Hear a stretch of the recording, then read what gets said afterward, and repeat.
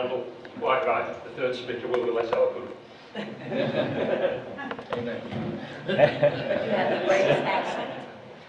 Yeah, I've discovered quite a number of things in the last 2 or 3 days. Lights down. Yes, please. Discovered quite a number of things in the last 2 or 3 days that have surprised me, occasionally appalled me, and apparently I have an English accent.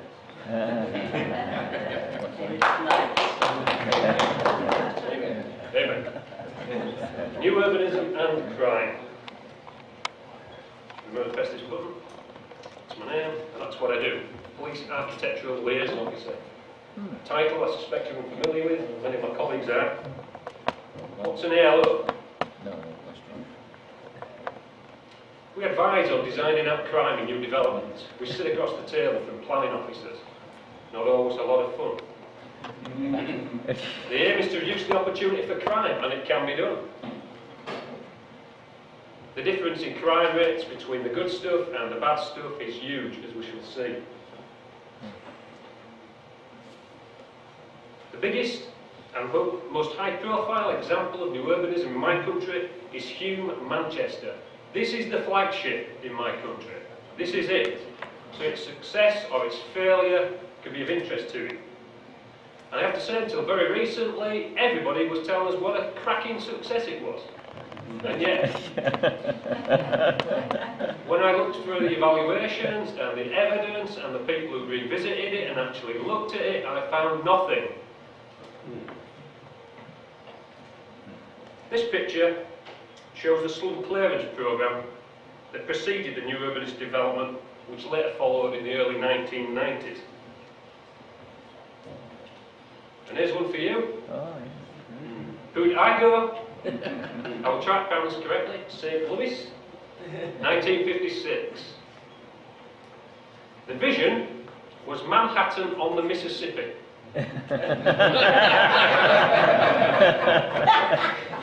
Did they succeed? No. Thank you. Americans should use that. The reality was the most infamous public housing project in American history. Pruitt-Igoe and the Hume of 1965 shared a common fate.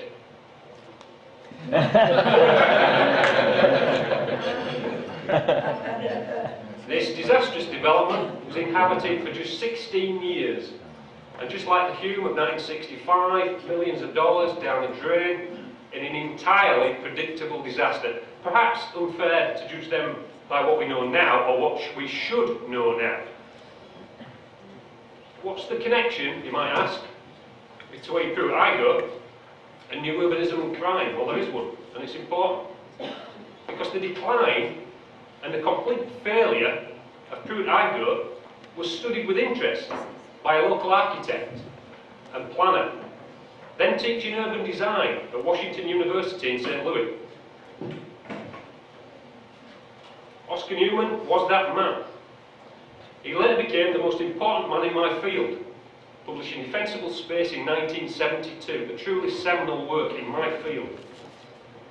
Now, his work is essential in explaining why new urbanism is so vulnerable, and it sits in very much with what the two previous speakers have said. I'll be returning to Oscar Newman later. But first, I want to just go through briefly what the new urbanist concept in Hume was. Now, I suspect you'll be quite familiar with this, so we'll do it quite quickly. The concept is pretty much the same everywhere. My settings didn't translate, my PowerPoint settings in England didn't translate, and so it all comes on together. American computers and English computers also speak in a different accent. But mine's a real computer, it's a Macintosh. Okay, Randall, thank you. Streets where people live, work, shop and play. And you know, they have the nice seductive message, it sounds nice. Intended to reduce the use of autos and create a variety of activity throughout the day. High density. To reduce activity, to promote activity, sustain services and reduce sprawl.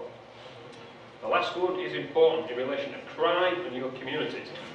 Well linked and connected with a choice of pedestrian routes to encourage movement.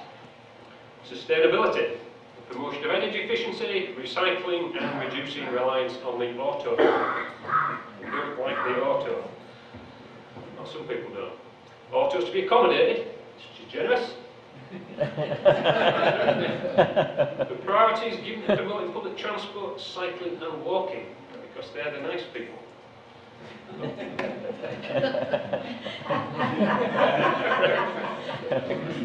Lastly, in the concept, a safe and secure place to live. Now, what does that give us when we put it all together? Well, we saw it yesterday, and let's have a look at Manchester, Hume, Manchester. Can you see that? Fundamental was the creation of very public streets within a grid system, with houses positioned very close to the street. Now, a grid system may be something very familiar to you. In residential areas, for us, it's something quite unfamiliar, quite strange. Now, this requires the creation, because we position the houses so close to the road, you know, a real tenet of new urbanism, one of the commandments. This requires the creation of rear courtyards where gardens and communal parking areas are located. Rear gardens are fenced and gates lead into the rear courtyard. The entrance to the courtyard is normally gated. Now, yesterday I saw new urbanism that is worse than this, and I saw new urbanism which in truth is a bit better than this. A bit of a variety. The same drawing, a slightly different purpose. And again, I think this links in with what the councillor said. Yellow indicates public space. Absolute token of faith for new urbanists is that streets must be fully public. This is absolutely essential to their philosophy, if philosophy is the correct word. And now something slightly different. We now have semi-public space at the rear of dwellings. And again, this is quite strange in terms of urban design. The balance between public space and private space has moved very much from private towards public.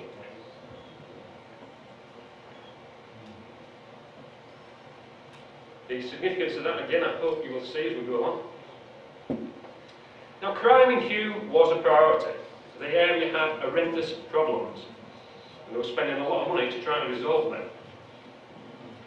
The advocates of new urbanism needed to deal with crime in a way that fitted in with their beliefs, and the police recommendations did not fit in with their beliefs, and were at that time overruled in Manchester.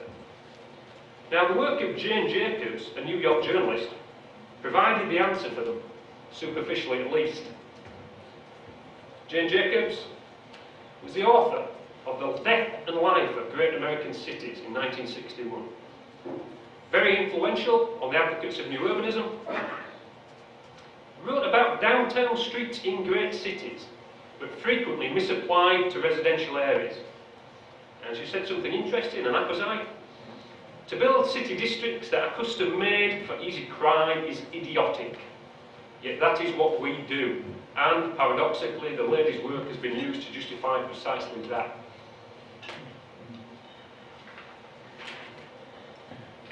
Jane Jacobs believed that well-used and active streets put eyes on the street and created safety.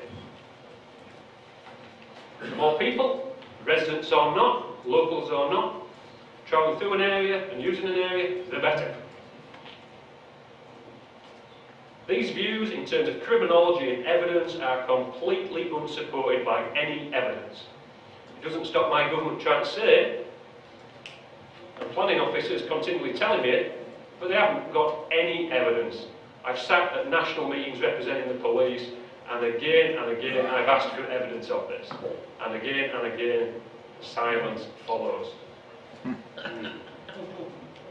So, what's the vision for the new urbanists? What do they dream about? Well, something like this. I'm always rather suspicious when it's a drawing rather than a picture, as if a picture could have been taken. But that's because I'm a policeman and we're suspicious. This illustration is a street from Germany. It's a book published in England, but apparently we couldn't find an appropriate street in England. Now what's the vision? Well, the street should be more than a road to channel traffic, but rather a focus for the community. See, they've got a nice message. A busy, active, vibrant place where public contact and interaction takes place. And again, this is part of the problem because it does say takes place. And again, this is part of the problem because... Okay, back to Oscar Newman for a very different vision. Author of Defensible Space, Community of Interest and Creating Defensible Space. I was recently rereading Community of Interest, and it has much to say to us, and much to say about the black community in America. And how some of the barriers can be broken down. Effectively, he began the field of designing out crime. I have to say, if this man had taken a different turn in his career, I wouldn't be stood here. Absolutely seminal. He invented the term defensible space, a phrase used in our planning system, accepted in our planning system, a phrase more used than well understood, but I hope you will understand it by the end of this. Now here we go. The aim of defensible space is to allow residents to control the areas around their homes. You would not think that very controversial, would you? It is. So how do we achieve defensible space? By making space as private as possible, and perhaps you begin to see now that there's a difference.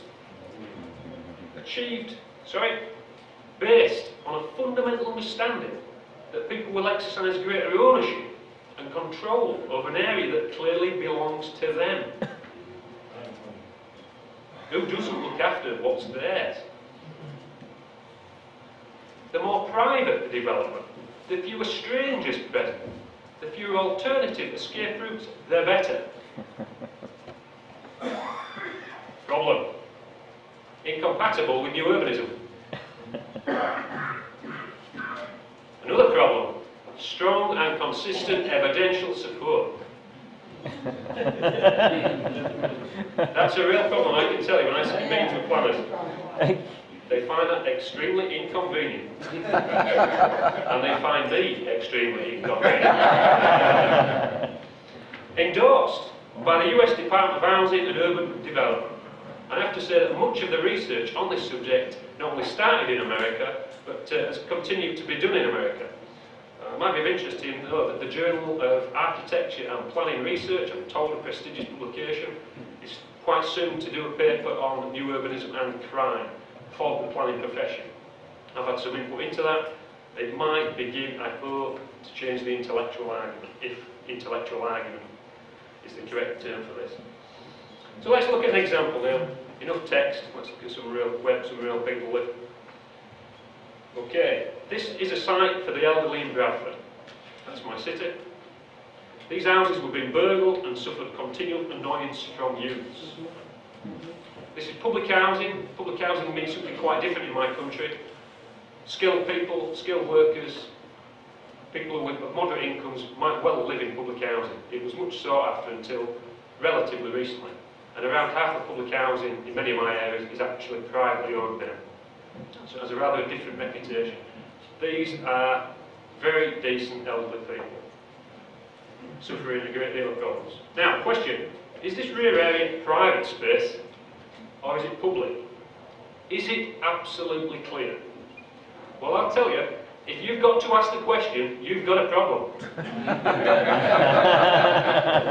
Or more to the point, the people who lived here had a problem. This is part of a scheme I was working on, and I looked with some shock at what I found. An unusual feeling for me as I go around looking at urban designers' work. So what did we do to it? Well, that's the after figure, or the after picture. You can't see it all, and unfortunately I don't have an exact picture of the same rear area. Not just safer, but more attractive, which is important in creating respect in communities. As part of a package of measures, all space at the front and rear is now allocated in completely private gardens. Now, as a package of measures, that's fundamental. No house has been burgled since, and there's been a huge reduction in problems with use. Order has been restored, not by patrol officers, not by arresting people, but by protecting private space and clearly defining it, by maximising and clearly defining private space. Roughly the opposite approach taken by the new urbanists. So, quick summary. Jane Jacobs, of all people, residents or not, travelling through an area the better. Believe that well-used and active streets put eyes on the street and create safety. Fits in neatly with new urbanism, not supported by any evidence. Oscar Newman, residential space to be as private as possible. The fewer strangers and alternative escape routes, the better. Incompatible with new urbanism. Strong and consistent evidential support. So which do you think is most influential on planning?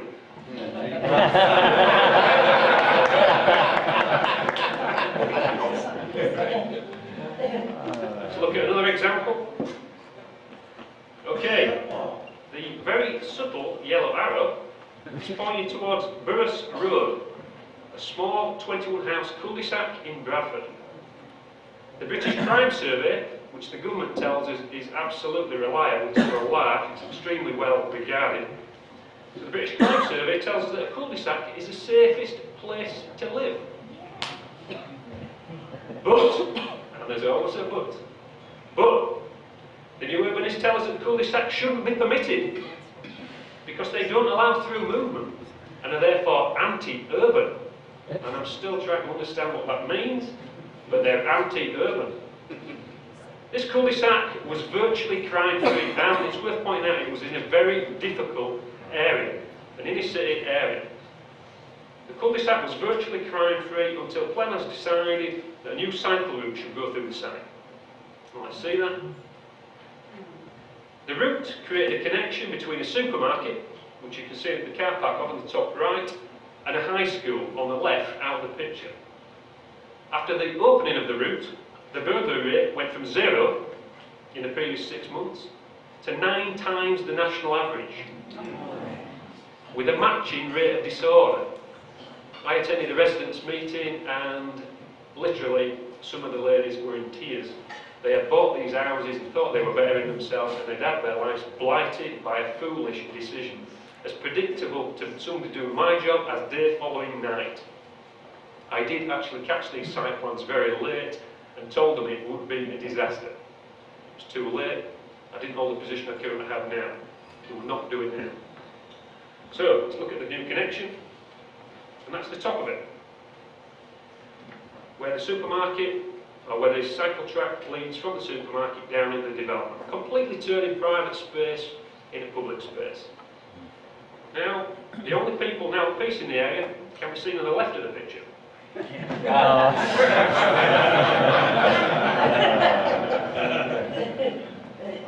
In the cemetery.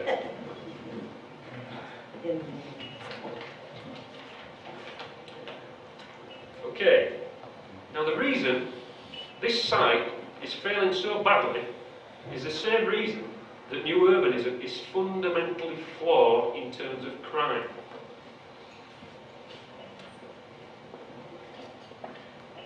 Permeability. A very strange term, I imagine. It comes from geology and means the degree to which water can move through rock, or in this case, the degree to which people can move through an area. The most important and contentious issue in designing out crime. In the last 2 years, I've been working on our National Planning Out Crime Guide, and I have worn my head arguing with planners on this issue. They've never produced any evidence, of course, but plenty of arguments. What's it mean? It means the ease and degree of movement through an area, created by the layout and connections. Increasing permeability means more footpaths and connections, make an area more public and accessible to everyone, including criminals, which seems to shock the new urbanists. Criminals have obviously not got to use the streets. It allows offenders to enter a site, familiarise themselves with the location, search for vulnerable targets, offend and escape. a formidable list of advantages if you're into burgling houses and robbing people. Guess what? New urbanists maximise permeability and, unwittingly of course, facilitate crime. What is the new urbanist attitude to permeability? Well, there we go. Exposure is exhilaration. Privacy is claustrophobia. Dear oh dear.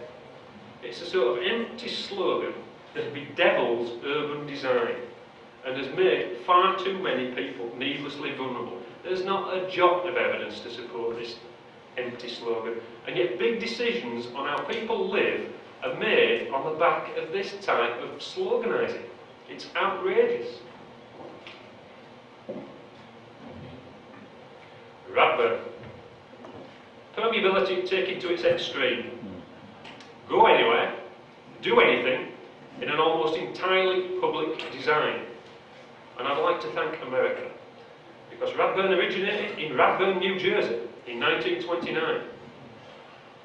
It later became the most infamous urban design in my country, yet I'm told that new urbanists endorse it, still in America. The two have much in common. Now this picture shows the extent of public space. Residents control nothing.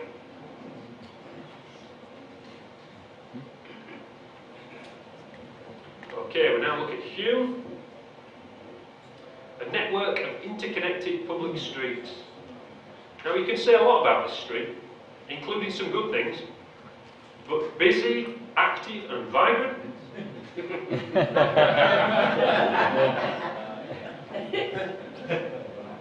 Now the local authority recently carried out a survey in the area. Now the local authority is very proud of this. But the survey in the area found that children don't even feel safe outside their immediate homes. Why? Well, evidence suggests, and evidence that perhaps we can add in a bit of common sense, suggests that when you make the residential environment this public, most people will feel detached from it, separate from it, that they don't own it. It becomes a place to pass through, not a place that belongs to you, your family and your neighbours.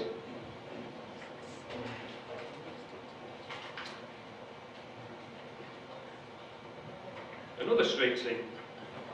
Busy, active, vibrant. I did offer a prize at my last talk on Thursday for anyone who could see a person. It remains unclaimed. In fact, one of the most striking things about Hume and many of the streets we saw in the last couple of days is the strangely empty streets. And yet, the entire crime prevention philosophy is based on busy, active, vibrant streets. That's it. Take that away, they've got nothing else. Now, what if we could somehow create the streets the new urbanists talk about and dream about? Would it reduce crime? There's no evidence to suggest it would. Even if the theory stood up, it wouldn't work. Indeed, busy downtown areas are often our crime hotspots in many categories, and they're busy, active and vibrant.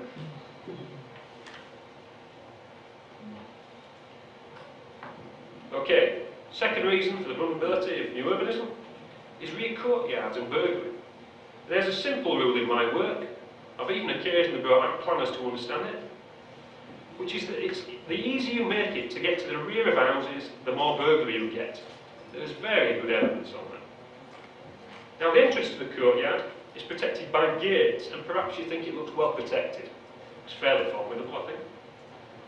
But in fact that's not proven to be the case, and there's just one way that offenders are getting into the courtyard and burgling houses.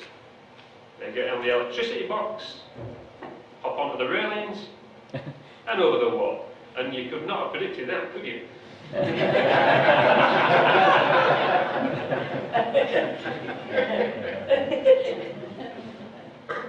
And now we're into the rear courtyard.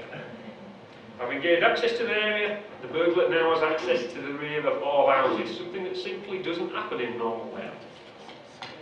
The necessity for rear gates to give our people access to their cars compounds the vulnerability. Another subtle yellow arrow points to a resident who kindly left the gate open for me so I could take this picture. Let's go have a look at that same gate. Now if you're a burglar, this is your birthday. Let's go inside the gate. Now again, access to the mall. If this design is an absolutely predictable recipe for burglary and other offences. We use burglary as a yardstick because it's easily measurable and we have reliable statistics. But where you've got burglary, you've got pretty much everything else. Okay, some Americans like cars. And by far the safest place to park your car, I was under the misapprehension that everyone in America called them autos, so we've got another translation problem. By far the safest place is in the garage at home.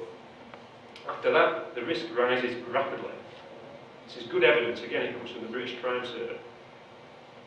So the risk compared to parking in the garage at home: driveway, 16 times greater risk. Housing estate car park, 45 times greater risk. Be careful where you park your car. Now, rear courtyards don't sit neatly into any of those categories, but I would suggest the second one is probably the nearest. So, we've created some very vulnerable parking. And there it is. Imagine it at night, because that's when most of the car crime happens. Cars concentrated together, separated from their owners, present a very attractive target for offenders. If you're into breaking into cars and stealing things from cars, and cars contain quite a lot of things these days, that's pretty much what you want. Okay, another rear courtyard and a nice sunny day. I want to point out we do occasionally get nice sunny days. The English tourist board specifically asked me to say that with a straight face. All too often, this is what awaits residents in the morning. Broken glass from an auto, I think it's the one on the right, broken into overnight. Now residents tell me that every single car in a courtyard will sometimes be broken into overnight. They don't come and do one or two, they come and do the lot. Okay, so that's 3 reasons. Next one, and this is very important in terms of Oscar Newman's work, the problems in communal space. Again, that question, who owns this space? If you've got to ask that question, you've got problems. And look at it, look at the state of it. 5 or 6 years old, very expensively built.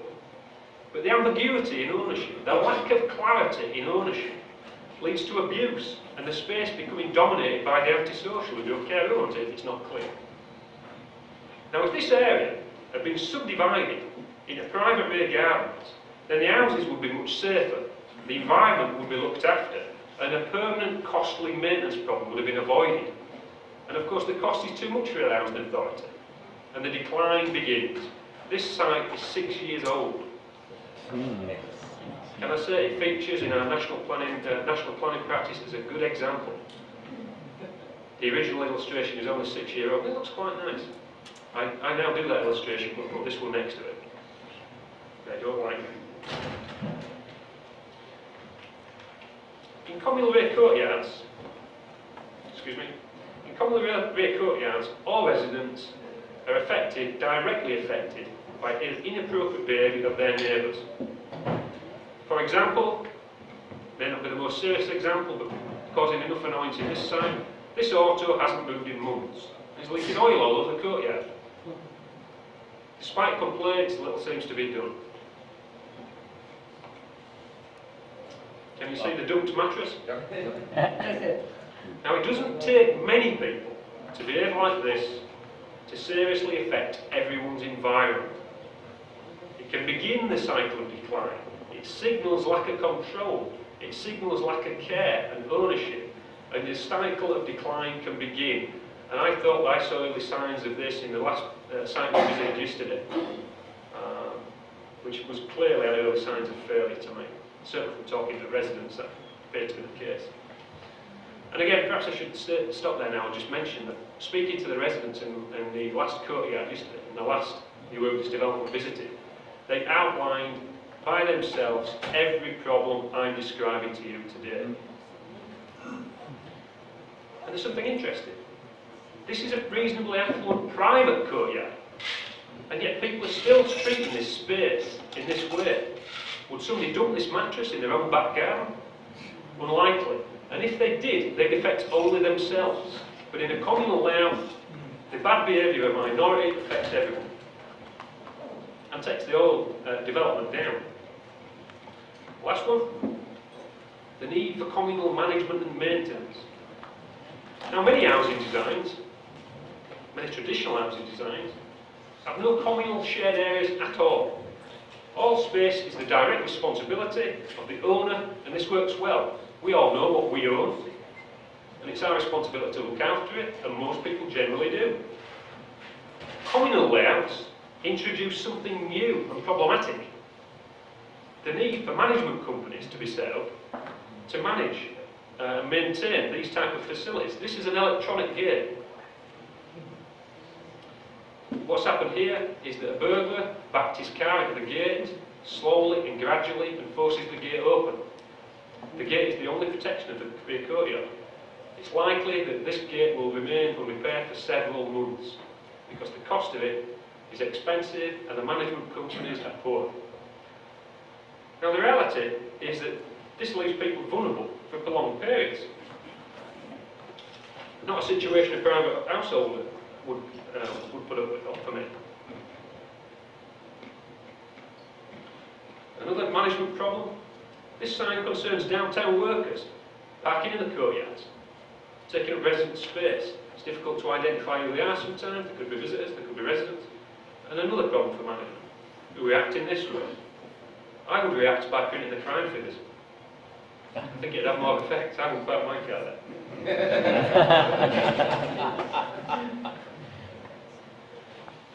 Back to another rear courtyard. 6 years old, very expensively built, but no one owns this space, and so no one cares for it. Housing management is left with a problem, and it doesn't look as if they're doing too well, does it? Because it overwhelms their capacity when you build in and design problems. And yet, the problems created by communal space don't need to exist. Why design in problems when we can design in solutions? Okay, I've outlined why new urbanism is vulnerable, and I want to show you something that most people in the UK are completely unaware of because it's only been available for a week, and I think will cause some consternation. So let's look at the burglary figures for the flagship UK development of new urbanism. I just want to say that crime pattern analysis is computer mapping of crime on site plans. I know you have something similar here. Extremely reliable and free of dogma. Slogans, ideology, it just produces facts. And the national rate of burglary in my country, the serious rate of burglary by world standards, is 19 burglaries per 1,000 dwellings. And what have we got in Hume? 68 burglaries per 1,000 dwellings. The rate is 3.5 times our national average. An exceptionally serious rate of burglary. Double national average is bad, 3.5 times is disgraceful. It would qualify the area for special measures, but it's just had special measures. But it's had new urbanist special measures. Auto crime, the figures here are less conclusive. But theft from autos increased by 66% in 3 years. In the rest of Manchester, where New Hume is located, the rate fell. Now, more data is required to produce real comparisons, but 286 auto crimes in the last year indicates a serious problem. And you know, the really frustrating thing is it could have been different. This development that I worked on is in my city. I suppose it would be if I worked on it. And this is in a much more difficult location. This is a completely public housing project. Now, as I say, that naturally now means that perhaps half the houses are privately owned. But it's a more difficult environment to work in, if anything. Now in Hume, $370 million have been spent creating the problems I've described to you today. The Royds area of Bradford underwent a similar regeneration scheme. I advised on it and I implemented the principles first outlined and described by Oscar Newman. Before the regeneration scheme, the burglary rate was 7 times the national average. After the regeneration scheme, we haven't had forcible entry burglary in over 5 years. Now some might say, philosophically perhaps, that criminals are criminals, and of course they are. And surely design can't be that important. They're wrong.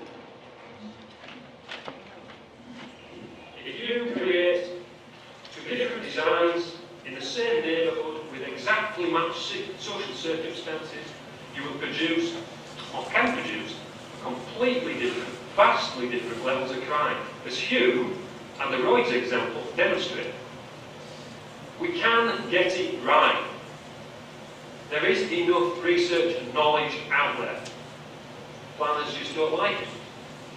We can get it right then, or we can get it very badly wrong, as they did in Hume, and as I think they're doing in Portland. Thank you.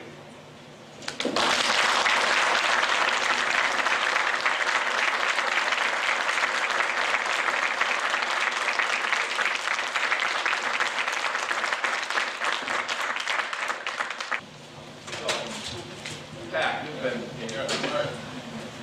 I find it interesting that I certainly see some of the patterns in your presentation in my part of the United States, the other side of the continent, east, and we have suffered from some of these problems that you're describing here. But we're often told that the land use forms, like in the Cube, is that the correct pronunciation? That's fine. Yeah, it's good for us. Just like light rail is good for us. Just like smart growth is good for us. You know, maybe stop killing me with kindness, I don't know. But, you know, and I don't know if you get a lot of, is that a response? You get a lot. It's good, we have to do it, it's good for you. Hume, I attended a policy meeting in Bradford with Bradford's planning policy group, and told me Hume was good. Okay. I asked them by what criteria they defined as good. They didn't have any. I asked them by what evidential response, or by what evidence Hume was good. They didn't have any. And I systematically took them apart in that meeting and point blank told them they would build nothing like that in my city except over my dead body. And thus far, they haven't done so. And that's the sort of approach we have to take. They don't know what they're talking about in terms of crime. I'm not sure they know what they're talking about in terms of many things. Planners in my country, they're not bad people, but they're driven by philosophies and ideologies that often have no underpinning whatsoever in evidence. And yet they have such an important effect on our lives. Simple practical question. 307 million, is that About that, yeah. how many houses? It's around, I see different figures, but it's around about 3,500 houses. It was, literally flat start, so it's obviously very expensive. Hume was around, Royds was around about £100 million, including private investment. The difference is that one works and one doesn't, which is my point.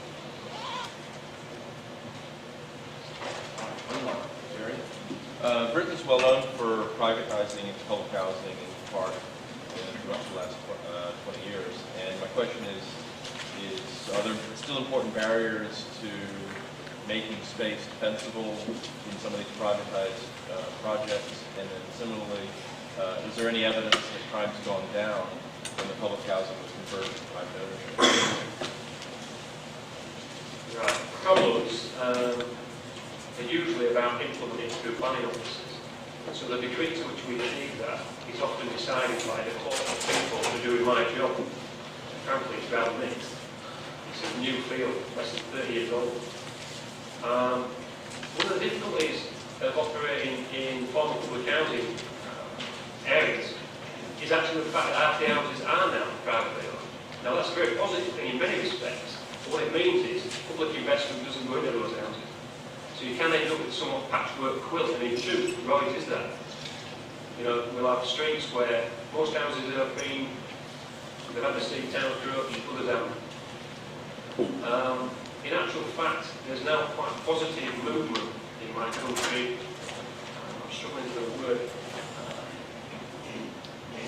Basically, it's where local authorities no longer own houses. Public housing is gradually ceasing to exist. It's been transferred into private housing corporations, profit-making organisations, and they have the huge advantage that they're no longer burdened with the debt problem that the existing public housing had. So they start off with an asset and no liability, which means they can invest very large sums into these areas. And in my city, we're investing £175 million, well that's quite dollars, quite a lot, £75 million in the next 5 years. And I'll be advising on that, and they've committed themselves in writing to following the principles I've outlined to you today. Sorry? The government writes it off. The government writes it off. It has a programme of doing so. Obviously, you can't do it for everybody at the same time. It has a programme of doing so on the fundamental understanding, really, that local authorities owning public housing hasn't been very successful. And the private housing trusts, non-profit making trusts, are expected to do it better, I think they will.